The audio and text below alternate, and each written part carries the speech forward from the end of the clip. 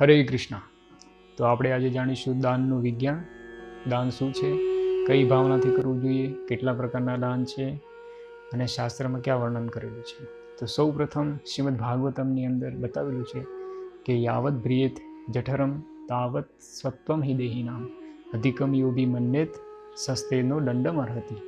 કે જે યાવત બ્રિયેત જઠરમ એટલે કે પોતાનું જઠર ભરાઈ જાય અને પોતાનું શરીરથી આવશ્યક વસ્તુઓ જે છે એનું પોષણ થઈ જાય, પોતાના શરીરની આવશ્યક વસ્તુ તમને મળી જાય, પોષણ થઈ જાય શરીરનું, પછી જે વધે છે એનું દાન કરવું જોઈએ.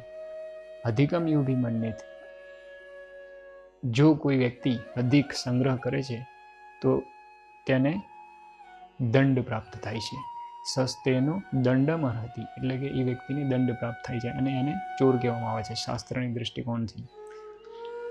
તો આપણું જેટલું શરીરની આવશ્યકતાઓ જે છે, પોતાનું શરીરનો નિર્વાહ થઈ જાય છે, એ સિવાય જે પણ કંઈ ધન બચે છે એનું યોગ્ય જગ્યાએ દાન કરવું જોઈએ. તો ભગવાન કહે છે 3 પ્રકારના દાન છે ભગવદ્ ગીતાની અંદર 17મા અધ્યાયમાં 20, 21 અને 22મો શ્લોક. 3 શ્લોકની અંદર સાત્વિક, રાજસિક અને તામસિક આ 3 પ્રકારના દાન બતાવેલા છે.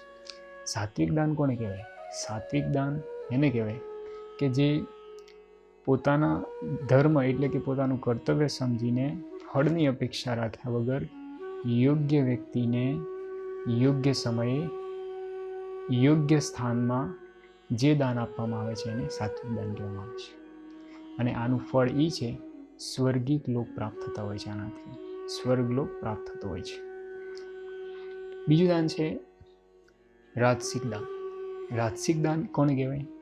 રાજસિક દાન એને કહેવાય કે જે અનિચ્છાપૂર્વક એટલે કે મન વગર અને ફળની આશા રાખીને જે દાન કરવામાં આવે છે એ દાનને કહેવાય છે રાજસિક દાન. આ દાનની જે ફળ જે મળે છે એ છે આ પૃથ્વીલોકનું, આ મૃત્યુલોકનું ધન ઐશ્વર્ય પ્રાપ્ત થતું હોય છે. અને ત્રીજું દાન જે છે એ છે તામસિક દાન. તામસિક દાન એ છે કે જે અયોગ્ય વ્યક્તિને અયોગ્ય સમયે અને અયોગ્ય સ્થાનમાં જે દાન આપવામાં આવે છે એને તામસિક દાન કહેવામાં આવે છે. અને અનાદરપૂર્વક કોઈને દાન આપવું એ પણ તામસિક દાનમાં આવે છે. અને તામસિક દાન જે છે એનું ફળ છે નરકીય લોક, નરક લોકમાં આપણે જવું પડે. તો આ 3 પ્રકારના દાન થયા. અને ચોથું એક દાન છે આધ્યાત્મિક દાન. આધ્યાત્મિક દાન કોને કહેવાય કે જે ભગવાન અને ભગવાનના શુદ્ધ ભક્તો પ્રત્યે જે દાન કરવામાં આવે છે એને આધ્યાત્મિક દાન કહેવાય. ભગવાન કૃષ્ણના મંદિરમાં, ભગવાન વિષ્ણુના મંદિરમાં, ભગવાન રામચંદ્રના મંદિરમાં, ભગવાન વિષ્ણુ તત્વ જે છે એમના મંદિરોમાં દાન કરવામાં આવે છે નિષ્ફળ ભાવ, નિષ્કામ ભાવનાથી જે દાન કરવામાં આવે છે એમને શુદ્ધ સત્વગુણી દાન કહેવામાં આવે છે, એટલે કે આધ્યાત્મિક દાન કહેવામાં આવે છે.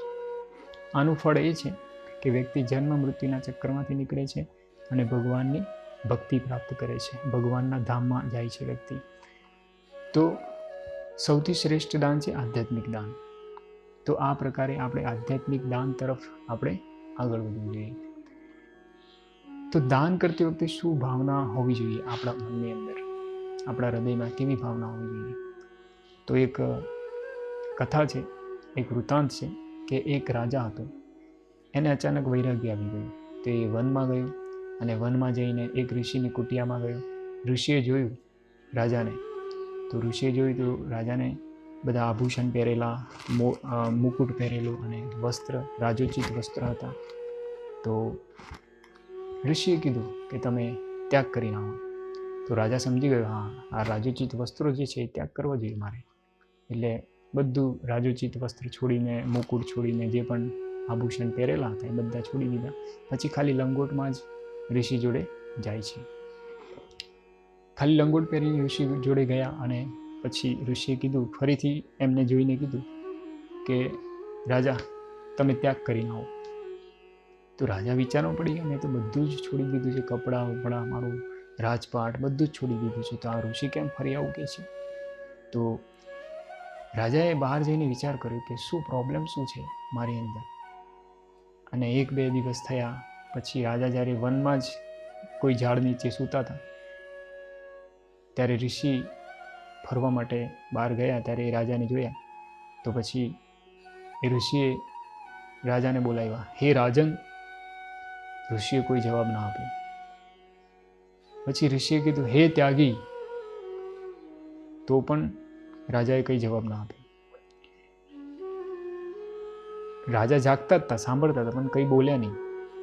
તો ઋષિ સમજી ગયા કે આનામાંથી અહંકાર ભાવ જતો રહ્યો છે. પછી ઋષિએ એમને બોલાવી દે, ચાલ આવી જાઓ, હવે હું તમારું પ્રશિક્ષણ કરીશ, તમને હું જ્ઞાન આપીશ. તો કહેવાનો મતલબ એ છે કે રાજાની અંદર હું રાજા છું એવો ભાવ પણ ત્યાગ થઈ ગયો, અને મેં બધું ત્યાગ કરી નાખ્યું છે એ પણ ભાવ ત્યાગ થઈ ગયો. તો આવી જ રીતના આપણે જ્યારે દાન આપતા હોઈએ છીએ ત્યારે એવો ભાવ ના હોવો જોઈએ કે હું દાન કરી રહ્યો છું, હું દાન આપી રહ્યો છું, અને અહંકારયુક્ત દાન ન આપવું જોઈએ. આ બધું જ જે આપણી સંપત્તિ, ધન જે પણ કંઈ છે એ બધું ભગવાનની કૃપાથી આપણને મળે છે, અને આપણે નિમિત્ત માત્ર છીએ. આપણે જન્મ લીધો ત્યારે આપણે નગ્ન અવસ્થામાં આવ્યા હતા, અને જઈશું તો પણ આ શરીર અહીંયા છોડીને જઈશું. તો આપણી ભાવના કેવી હોવી જોઈએ કે આ બધું મારું નથી, ઇદમ વિષ્ણુ ન મમ, બધું જ ભગવાન વિષ્ણુનું છે, પૂર્ણ પુરુષોત્તમ ભગવાનનું છે, મારું કંઈ છે નહીં. નિમિત્ત માત્ર થઈને આપણે દાન કરવું જોઈએ. એનું ફળ જે છે બહુ જ ઉચ્ચ કક્ષાનું પ્રાપ્ત થતું હોય છે. પણ અત્યારે ચલણ એ છે કે દાન જે કરે છે એની પથ્થર ઉપર લકીર બનાવીને લખીને નામ કે ભાઈ આટલું દાન કર્યું છે. પછી પેઇન્ટિંગ કરીને પણ આપણે જોતા હોઈએ છીએ મંદિરમાં છે, ધર્મશાળાની અંદર. તો એ ગલત છે. દાન કોઈ દિવસ ખુલ્લું ના પાડવું જોઈએ, નહીં તો શું થાય છે, એનું ફળ જે છે નિષ્પ્રાણ થઈ જતું હોય છે. એટલે દાન હંમેશા ગોપનીય હોવું જોઈએ. શાસ્ત્રમાં પણ કીધું છે કે તમે જમણા હાથે દાન કરો તો ડાબા હાથને પણ ખબર પડવું ના જોઈએ. એવી રીતના દાન હોવું જોઈએ, અને યોગ્ય પાત્રમાં હોવું જોઈએ. નહીં તો થશે શું, સામેવાળી વ્યક્તિને જે તમે દાન આપી રહ્યા છો એનો દુરુપયોગ કરશે, અથવા તો પાપમય પ્રવૃત્તિમાં તમારા ધનનો ઉપયોગ કરશે, તો એનું ફળ તમને લાગશે. એટલે કે જો કોઈ વ્યક્તિ તમારા ધનનો, પૈસાનો કોઈ પાપમય પ્રવૃત્તિ, એટલે કે દારૂ પીવે છે, જુગાર રમે છે, માંસ ખાય છે, તો એ પાપ તમને પણ લાગશે, તમારે પણ નરકમાં જવું પડશે. આવું શાસ્ત્રમાં બતાવેલું છે. તો પાપ છે યોગ્ય વ્યક્તિમાં હોવું જોઈએ, યોગ્ય વ્યક્તિને કરવું જોઈએ, જેથી કરીને તમને એ દાનનો પ્રતિફળ જે છે એ યોગ્ય મળી શકે. તો આ દાનની એક વિશેષતા છે. અને એ એવું પણ નથી કે જેને કોઈ ગરીબ છે અને એ આપણા જોડે કંઈક માગી રહ્યું છે તો આપણે કંઈ ના આપવું જોઈએ, કારણ કે આપણને ખબર નથી કે એનો શું ઉપયોગ કરશે આપણા ધનનો. તો કોઈ ગરીબ વ્યક્તિ છે આપણા જોડે જે કંઈ માગી રહ્યું છે એને આપણે ભોજન આપી શકીએ. કોઈ દુકાનથી આપણે કંઈ લઈને, કોઈ હોટલમાંથી જમવાનું લઈને આપણે એ ગરીબ વ્યક્તિને આપણે આપી શકીએ છીએ, જેથી કરીને એનું પેટ ભરાઈ શકે. આપણે જો ધન આપશું તો એનો કદાચ દુરુપયોગ કરી શકે છે, પણ આપણે જમવાનું છે, કોઈ ફ્રૂટ છે ખાવા માટે, અથવા તો પહેરવા માટે વસ્ત્ર છે આપી શકીએ છીએ, જેથી કરીને એનું પોષણ થઈ શકે છે. બાકી ધનનો દુરુપયોગ કરી શકે છે અગર કોઈ અયોગ્ય પાત્ર છે તો.